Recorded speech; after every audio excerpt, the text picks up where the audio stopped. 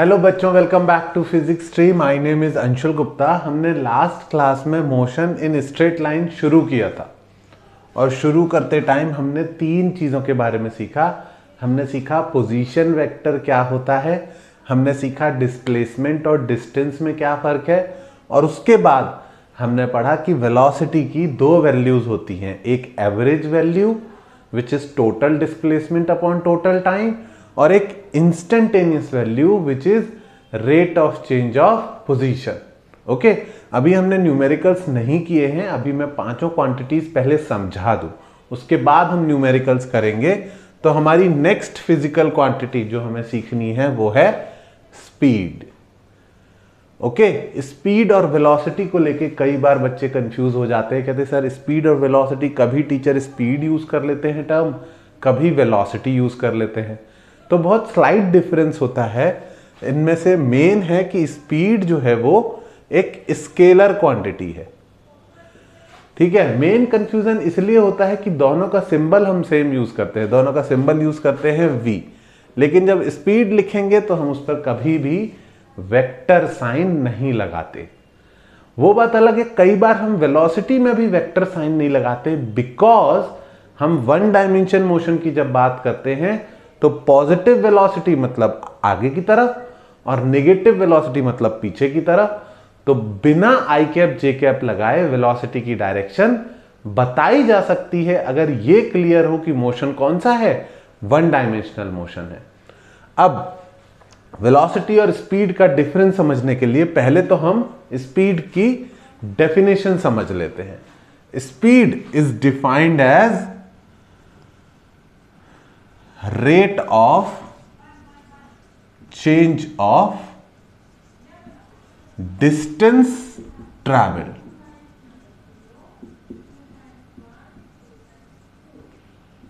तो कितनी तेजी से कोई पार्टिकल या कोई ऑब्जेक्ट डिस्टेंस कवर कर रहा है वो होती है उसकी स्पीड। ठीक है, तो अगर जनरल फॉर्मूला सोचें तो स्पीड का जो जनरल फॉर्मूला तुमने बचपन से पढ़ा होगा वो होगा speed is equals to total distance upon total time.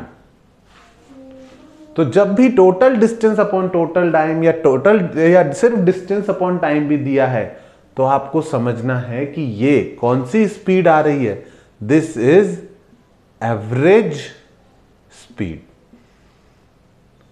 ठीक है, पूरे रास्ते की डिस्टेंस डिवाइड बाय पूरे रास्ते का टाइम, या आधे रास्ते की डिस्टेंस डिवाइड बाय आधे रास्ते का टाइम। अगर ऐसा कर रहे हैं तो आपको क्या समझना है कि हम कौन सी वाली स्पीड कैलकुलेट कर रहे हैं, एवरेज स्पीड कैलकुलेट कर रहे हैं। और तुम्हें पहले किसी ने एवरेज स्पीड क्यों नहीं बोला, क्योंकि छोटी क्लासेस में स्पीड या तो एवरेज होती थी या फिर कौन सी होती थी, स्पीड हमेशा कांस्टेंट होती थी। अगर स्पीड कांस्टेंट है तो भी ये फॉर्मूला उसकी वैल्यू करेक्ट देगा। अब हमें क्या सीखना है कि स्पीड जो है वो इंस्टेंटेनियस अलग हो सकती है और एवरेज अलग हो सकती है। तो इंस्टेंटेनियस और एवरेज अलग अलग हो सकती है। तो अगर इंस्टेंटेनियस स्पीड निकालनी है, मतलब यहां से आप 100 मीटर की रेस दौड़े लेकिन आपको तीसरे सेकंड की स्पीड चाहिए, तो आप क्या करोगे, तीसरे सेकंड पर ही जाके थोड़े से टाइम में देखोगे कितना डिस्टेंस कवर किया, एकदम छोटे से टाइम में कितना डिस्टेंस कवर किया, और उसकी वैल्यू कैलकुलेट करोगे।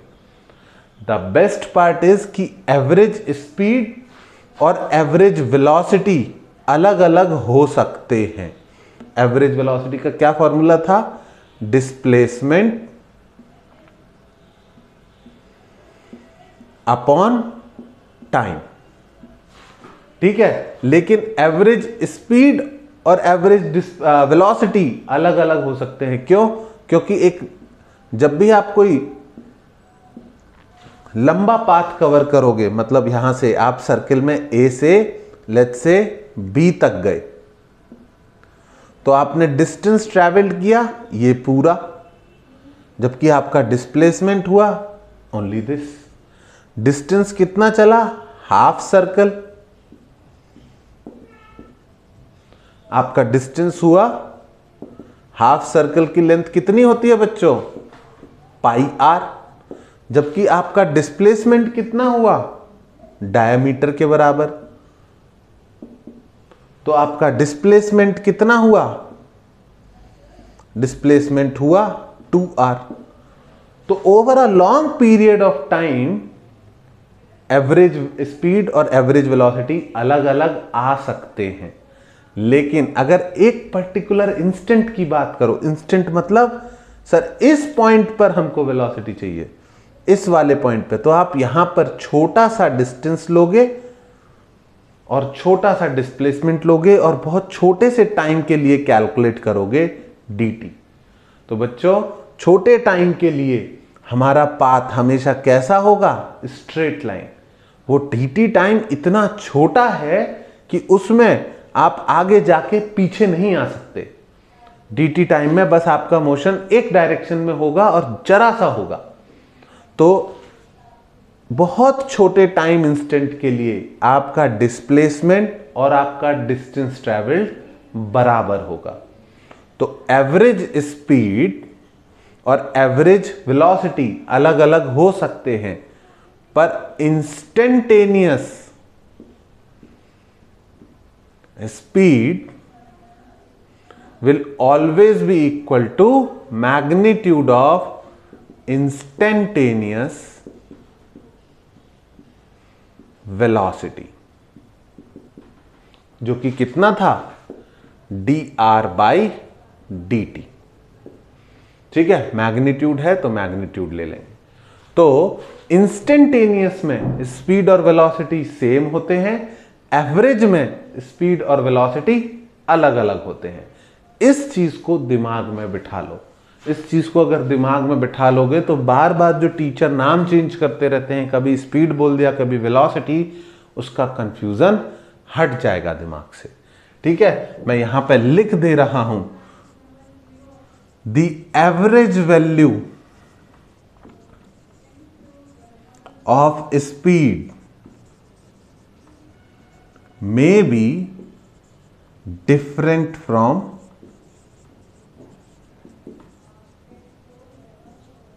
average value of velocity, but the instantaneous value of speed and velocity are always equal। ठीक है, एक बहुत छोटे से टाइम में, आपका पाथ हमेशा कैसा दिखाई देगा, स्ट्रेट लाइन। इसको समझना कि एक सर्कल के बहुत छोटे छोटे पार्ट करें तो हर एक पार्ट छोटी छोटी क्या दिखाई देगी, स्ट्रेट लाइन दिखाई देगी।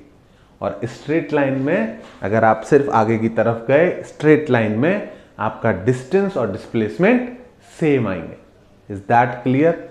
इस चीज को अच्छे से समझ लो, अच्छे से नोट डाउन कर लो कि एवरेज के लिए अलग अलग वैल्यू होंगी, इंस्टेंटेनियस के लिए वैल्यूज सेम होंगी।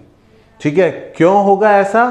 क्योंकि in a very small time, ठीक है, इसका कॉज क्या है, in a very small time, कौन सा बहुत छोटा टाइम है, dt, द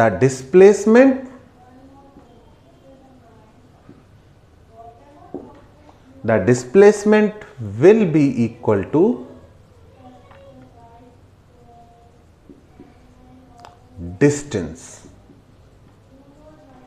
ओके, इतना छोटा टाइम ले रहे हैं कि उसमें पार्टिकल ज्यादा टर्न नहीं हो पाएगा, ठीक है, ज्यादा घूम नहीं पाएगा। बस यहां से इसके जस्ट आगे वाले पॉइंट के बीच की बात कर रहे हैं, तो उतनी देर में आपको पाथ कैसा दिखाई देगा, straight line, even if the particle is moving on a curve. तो फटाफट इसको नोट डाउन करो, फिर हम कुछ प्रैक्टिकल एग्जाम्पल लेते हैं और इनके बीच का डिफरेंस समझने की कोशिश करते हैं।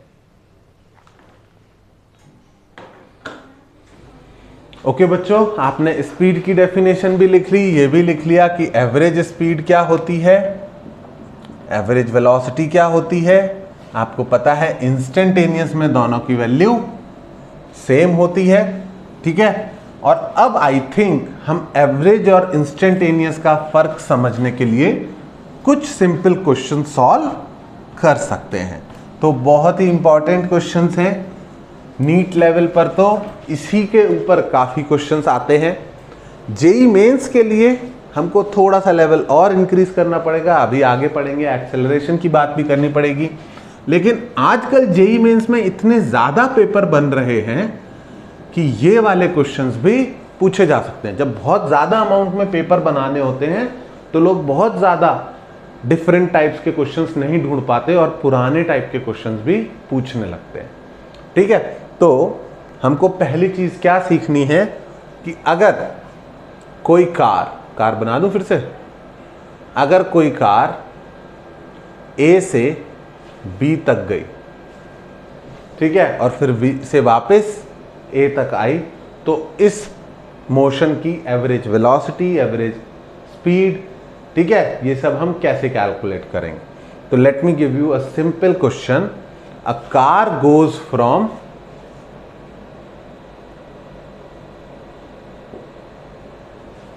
A to B with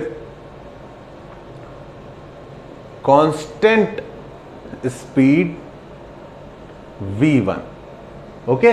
A से B car constant speed v1 से जा रही है, उसकी वैल्यू ले ली हमने 60 kilometre per hour, and then comes back with constant speed V2 ले लिया हमने 40 kilometre per our. A part, ठीक है, सारी चीजें कैलकुलेट करना सीखा, ठीक है। ए पार्ट, ए से बी की मैं डिस्टेंस दे रहा हूं, ये दिया हुआ है 150 मीटर, ओके, या और आसान कर लेते हैं 300 किलोमीटर, चलो ठीक है, 300 किलोमीटर है, गया आया। तो A part, what is the displacement of the car. B part, what is the distance travelled by the car. Okay, C part, what is the average speed of the car, and D part, what is the average velocity of the car। ये चार चीजें पूछी हुई है, okay. तो कैसे decide करना है आपको, car goes from A to B with speed V1 and then comes back with speed V2, और A से B की डिस्टेंस D दी हुई है 300 किलोमीटर, स्ट्रेट लाइन मोशन, मैंने एक्स एक्सिस बना रखी है, ओके। तो ए पार्ट, ए से बी जाके अगर बी से कार वापस ए पर आ गई तो डिस्प्लेसमेंट कितना हुआ, डिस्प्लेसमेंट क्या होता है, initial position and final position के बीच की मिनिमम डिस्टेंस, इनिशियल पोजीशन और फाइनल पोजीशन को जोड़ने वाला वेक्टर। तो यहां पर इनिशियल पोजीशन भी ए है और लौट के आ गया तो फाइनल पोजीशन भी ए है, तो there is no distance between initial and final position, मतलब there is no gap between initial and final position, एक ही जगह पर कार है, तो डिस्प्लेसमेंट हुआ 0। B part, what is the total distance, तो डिस्टेंस कितना चले, आगे गए और फिर वापस आए, डिस्टेंस क्या होता है, लेंथ ऑफ पाथ टेकन, तो 300 किलोमीटर आगे गए और 300 किलोमीटर वापस आए, तो डिस्टेंस ट्रेवल्ड हुआ 2D, यानी कि 600 किलोमीटर। आई बात समझ में। C part, what is the average speed, average speed, average velocity पे वेक्टर लगा देना चाहिए, ठीक है, समझदारी इसी में होगी। एवरेज स्पीड कैसे निकालनी है, total distance upon total time. Okay, total distance कितना ट्रैवल किया बच्चों कार ने, आगे गया d डिस्टेंस, वापस आया d डिस्टेंस, तो 2d। और टोटल टाइम कितना लगा, तो अब हमें टाइम आगे जाने का अलग निकालना पड़ेगा t1 और पीछे आने का अलग निकालना पड़ेगा t2। क्यों? क्योंकि आगे जाते टाइम की स्पीड कांस्टेंट हमें पता है और पीछे आते टाइम की स्पीड हमें कांस्टेंट पता है। ठीक है, तो अपॉन होगा t1 प्लस t2। और t1 t2 की वैल्यू कैसे निकालोगे? t1 को आप निकाल सकते हो आगे जाने की डिस्टेंस अपॉन आगे जाने की वेलोसिटी। टाइम निकालना है, अगर वेलोसिटी या स्पीड क्या दी हुई है, कांस्टेंट आगे जाने की, when it goes from A to B, इसकी स्पीड कांस्टेंट है, तो हम आगे जाने का टाइम कैसे निकाल सकते हैं? आगे जाने की डिस्टेंस अपॉन आगे जाने की स्पीड। ओके, तो ये क्या हो जाएगा? d by v1। और अच्छे से समझो, 1 घंटे में 60 किलोमीटर चलता है, तो कितने घंटे में 300 किलोमीटर चलेगा? तो तुम बोलोगे sir 300 kilometre divided by 60 kilometre per our. Kilometre से किलोमीटर कट जाएगा, 60 से 300 कट जाएगा और आंसर आएगा 5 आवर। तो आगे जाने में कितना टाइम लगा? 5 आवर। और पीछे आने में ऐसे ही कितना टाइम लगेगा? 300 किलोमीटर डिवाइडेड बाई, पीछे आते टाइम स्पीड कितनी है? 40 kilometre per our divided by 40। तो ये कितना होगा बच्चों? 4 से ये कटा, किलोमीटर पर आवर था, किलोमीटर से किलोमीटर कटा और आंसर आया 7.5 आवर। समझ में आया कि आगे जाने में कितना टाइम लगा? 5 आवर, पीछे आने में कितना लगा? 7.5 आवर। ठीक है, तो ये तो तरीका हो गया, इन दोनों को जोड़ के मैं यहां लिख दूं। लेकिन मुझे लगता है कि मैं एक फॉर्मूला डिराइव कर दूं तो वो तुम्हारे लिए ज्यादा काम का होगा। t1 को हम क्या लिख सकते हैं? d by v1। और t2 को क्या लिख सकते हैं? d by v2। तो अगर आगे गए v1 से और पीछे आए v2 से, तो इसको बच्चों सॉल्व कर लोगे। 2 अपॉन d कॉमन लेके 1 by v1 plus 1 by v2। d से d कैंसिल, यहां पर लेंगे LCM, LCM लेंगे तो आएगा 2 अपॉन v1 v2 और ये हो जाएगा v2 प्लस v1।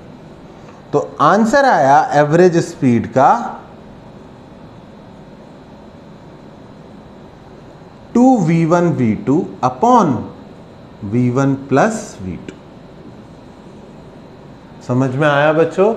तो अगर 2 इक्वल डिस्टेंसेस v1 v2 से चले किसी कार ने, किसी पार्टिकल ने, किसी आदमी ने, तो उसकी एवरेज स्पीड कितनी आएगी?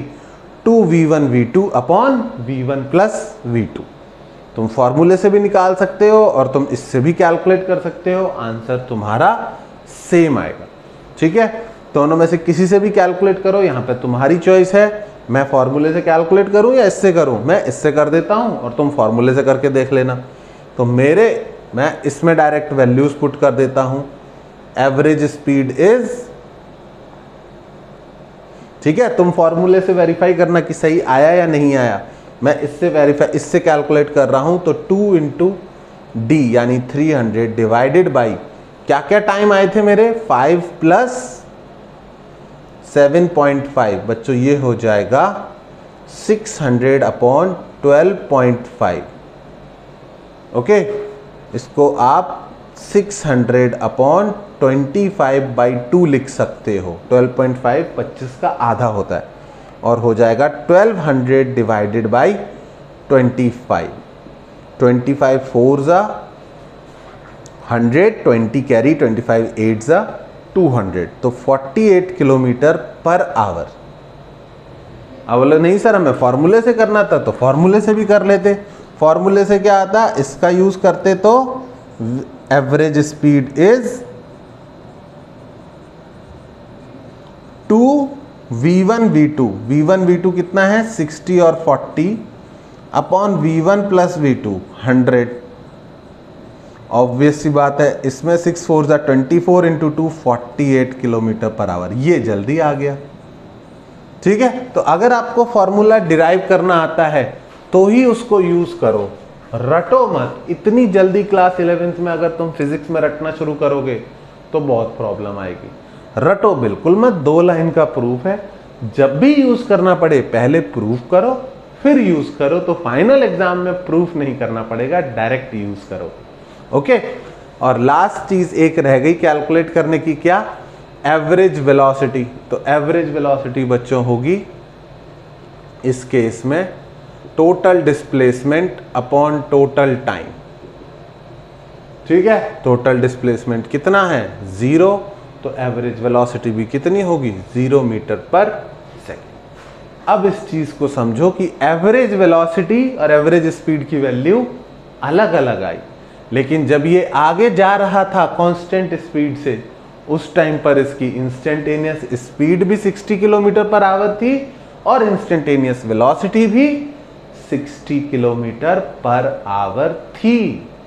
ओके, इंस्टेंटेनियस वैल्यू स्पीड की आगे जाते टाइम और इंस्टेंटेनियस वैल्यू वेलोसिटी, दोनों की एक ही वैल्यू थी।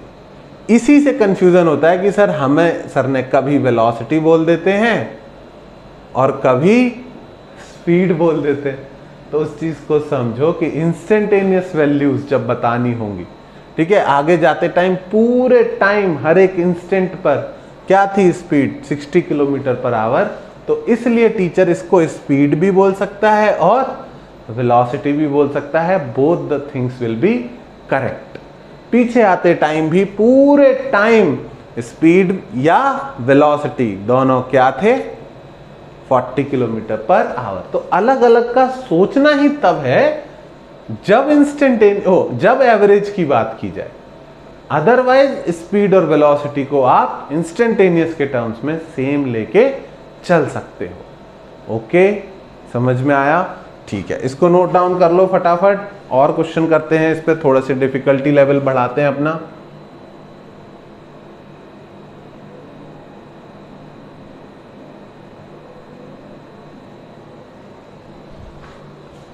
ओके बच्चों, नेक्स्ट क्वेश्चन में मैं स्लाइटली चेंज करूंगा, कुछ तुम्हारी जिम्मेदारी है उस चेंज को पकड़ने की। ठीक है, अब नेक्स्ट क्वेश्चन में लिखा है अ car goes from A to B. It travels with speed 60 kilometer per hour and 40 kilometer per hour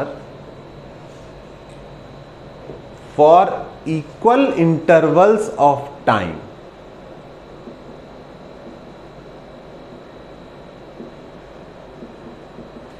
तो इस बार जब कार ए से बी जा रही है तो वो 1 घंटा 60 से चल रही है, तो 1 घंटा ही 40 किलोमीटर की स्पीड से चल रही है। तो एक बात बताओ, पहले तो 1 घंटा गिवन नहीं है, हमें कुछ रैंडम वैल्यू माननी पड़ेगी, पर ठीक है, थोड़ी देर के लिए समझने के लिए अगर मैं बोलूं कि बच्चों 1 घंटा कार ने 60 किलोमीटर पर आवर से ट्रैवल किया और 1 घंटा 40 किलोमीटर पर आवर से ट्रैवल किया, तो जिस पॉइंट पर उसने स्पीड चेंज करी वो पॉइंट मिड पॉइंट में होगा या मिड पॉइंट के आगे होगा? क्योंकि अगर उसने टोटल डिस्टेंस 100 किलोमीटर चली तो पहले घंटे में कितनी डिस्टेंस कवर हो जाएगी? 60 किलोमीटर, और दूसरे घंटे में सिर्फ 40 किलोमीटर। तो मेरे कहने का मतलब यह है कि जब उसने इक्वल टाइम बोला है, जब क्वेश्चन बनाने वाले ने इक्वल टाइम बोला है, तो दोनों तरफ डिस्टेंस या डिस्प्लेसमेंट इक्वल नहीं होगा। समझ में आई बात? पहले पार्ट का डिस्टेंस ज्यादा होगा अगर पहले वो हाई वेलोसिटी पे चल रहा है, और दूसरे पार्ट का डिस्टेंस कम होगा अगर दूसरे में वो लो वेलोसिटी से चल रहा है। समझ में आ रही बात? तो पहले पार्ट में इस बार स्पीड या वेलोसिटी कुछ भी बोल सकता हूं अगर इंस्टेंटेनियस वैल्यू की बात कर रहा हूं। पहले पार्ट में स्पीड v1 है और दूसरे में स्पीड v2 है, तो इस बार दोनों में इक्वल डिस्टेंस ट्रैवल करे ऐसा जरूरी नहीं है। तुम 1 घंटे तक रन किए और 1 घंटे तक वॉक किए, तो क्या तुमने दोनों घंटों में इक्वल डिस्टेंस ट्रैवल किया होगा? बिल्कुल भी नहीं। 1 घंटे रन करोगे तो बहुत ज़्यादा डिस्टेंस कवर कर लोगे, और फिर 1 घंटे वॉक किया तो उसमें छोटा सा डिस्टेंस कवर करोगे। तो इसलिए ट्रांजिशन पॉइंट इस बार मिड पॉइंट नहीं होगा। ठीक है, ट्रांजिशन पॉइंट जहां पर वो वेलोसिटी या स्पीड अपनी चेंज कर रहा है वो मिड पॉइंट हो, ऐसा जरूरी नहीं है। तो मान लिया वो पॉइंट यहां पर है। अब हमें क्या कैलकुलेट करना है? फिर से calculate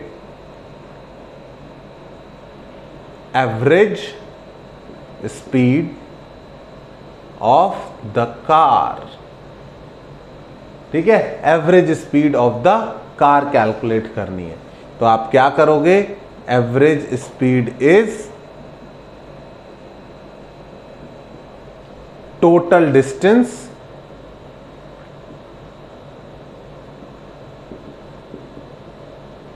upon total time. Total distance क्या होगा हमारा? AB, और टोटल टाइम क्या होगा? 2t। AB की वैल्यू नहीं निकाल सकते, लेकिन AC और CB की अलग अलग वैल्यू हमारे पास है। कैसे है? देखो इधर, A से C तक का डिस्टेंस ट्रेवल्ड कितना होगा? अगर इसको मैं x1 मानता हूं तो ये होगा वेलोसिटी इनटू टाइम। 1 घंटे में 60 किलोमीटर, तो 2 घंटे में 120 किलोमीटर, 3 घंटे में 180 किलोमीटर। तो जितना भी टाइम है उसका मल्टीप्लाई करना है स्पीड से। ठीक है, और नेक्स्ट पार्ट का CB का डिस्टेंस कितना होगा? x2 is equals to velocity into time. अगर 1 घंटे में 40 किलोमीटर तो 2 घंटे में 80, 3 घंटे में 120। टाइम का बस स्पीड से मल्टीप्लाई करना है, तो मल्टीप्लाई कर दिया। तो क्या बन गया? ये बन गया v1t plus v2t divided by 2t। तो इस केस में अगर इक्वल टाइम चल रहा है कोई with equal speeds, equal time चल रहा है, तो एवरेज कितना आएगा? v1 प्लस v2, बच्चों t कॉमन ले लिया, डिवाइडेड बाई 2t। तो आंसर आएगा v1 प्लस v2 बाई 2। तो अगर सेम डिस्टेंस से सेम स्पीड से इक्वल डिस्टेंसेस ट्रैवल कर रहा था तो एवरेज कुछ और आया था, 2v1 v2 upon v1 plus v2। और अगर अलग अलग स्पीड से इक्वल टाइम ट्रैवल कर रहा है तो क्या आ रहा है? v1 plus v2 by 2। तो ये थोड़ा सा कंफ्यूजिंग है, तो मैं प्रिफर करता हूं इसे एज अ नोट डालने की। नोट क्या डालना है? बस एक छोटा सा फिगर बनाना है। अगर टोटल डिस्टेंस का आधा डिस्टेंस v1 से चला और आधा v2 से चला तो एवरेज स्पीड कितनी आएगी? 2v1 v2 upon v1 plus v2। और अगर टोटल डिस्टेंस जो भी थी आधा टाइम v1 से चला और आधा टाइम v2 से चला, ठीक है, आधा टाइम t/2 ले सकते हैं, तो कितनी आएगी average speed? v1 plus v2 by 2। एक जगह पर दोनों चीज़ें लिखी हो ना तो फिर नहीं भूलते आप। तो इस क्वेश्चन को लिखो और उसके बाद इस नोट को फटाफट नोट डाउन करो। हमें और क्वेश्चंस करने हैं इसको अच्छे से समझने के लिए।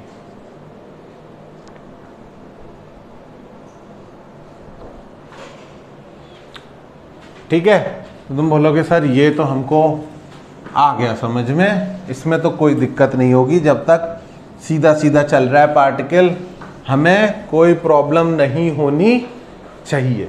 तो होनी तो नहीं चाहिए, लेकिन फिर कोई परेशान करने के लिए क्या पूछ सकता है कि कार A से B तक गई, ठीक है, आधा डिस्टेंस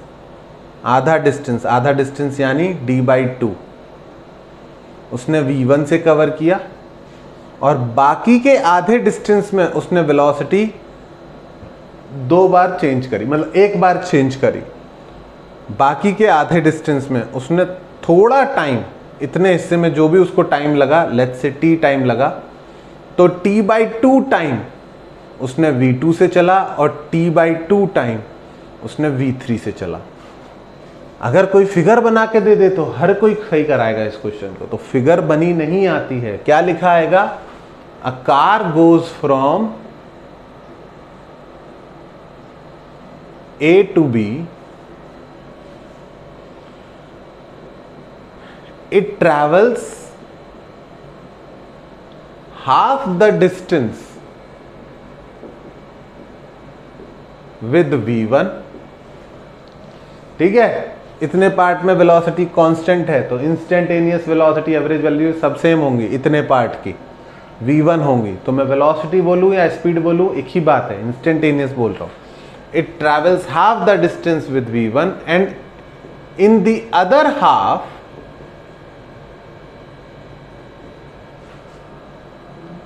इट ट्रेवल्स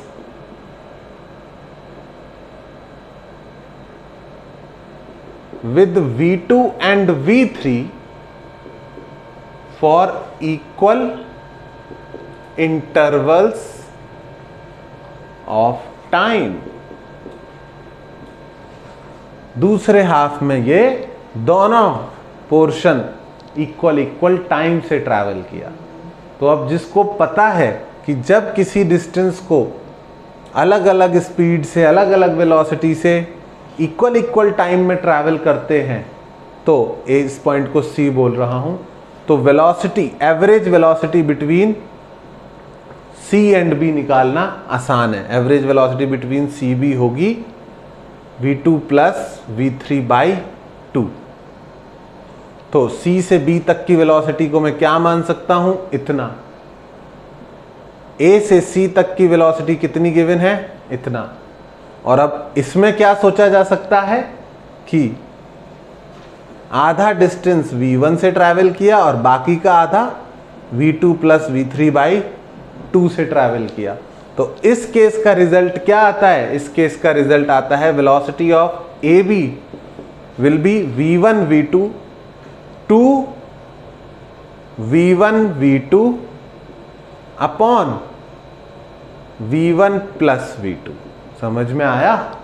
तो इस केस के लिए क्या आंसर हो जाएगा? 2 into v2 plus v3 by 2 plus v1 upon v2 plus v3 by 2 plus v1। इसको थोड़ा सॉल्व करेंगे तो बच्चों आंसर आएगा, ये 2 से 2 गया, यहाँ एलसीएम हो जाएगा, वो नीचे वाला 2 ऊपर चला जाएगा। 2 into v1 plus v2 plus v3 upon oh sorry 2v1 v2, इसका मल्टीप्लाई होगा तो 2v1 into v2 plus v3 upon v2 plus v3 plus 2v1। तो ये मेथड उन लोगों के लिए जो फॉर्मूला याद रखने में बिलीव रखते हैं कि सर हम तो याद कर लेंगे और यूज कर लेंगे। और अगर तुम भी मेरे जैसे स्टूडेंट हो कि सर ये फॉर्मूले क्या, हमको तो v equals to u plus a t बड़ी मुश्किल से याद हुआ था, तो फिर आप क्या करोगे? तो फिर आप मेथड 2 अप्लाई करोगे। और मेथड 2 क्या है? मेथड 2 है कॉमन सेंस। मेथड 2 कहता है कि सर हमें कुछ नहीं याद क्या होता है, हमें तो बस इतना पता है कि एवरेज स्पीड कितनी होती है, total distance upon total time. Okay, इसी से करते हैं। टोटल डिस्टेंस कितनी मानी है हमने? d। टोटल टाइम, तो टाइम ऑफ AC नहीं पता, पर टाइम ऑफ CB तो पता है हमको, हमने t/2 माना है। तो क्या लिख सकते हैं? Total distance upon time of AC time of AC calculate कर लेते हैं। A से C तक कितना टाइम लगेगा, कितना डिस्टेंस ट्रैवल किया है A से C तक? d/2। कितनी स्पीड से? v1 से। तो AC का टाइम आ गया d/2 v1। और अब CB का टाइम निकाल लेते हैं, टाइम ऑफ CB।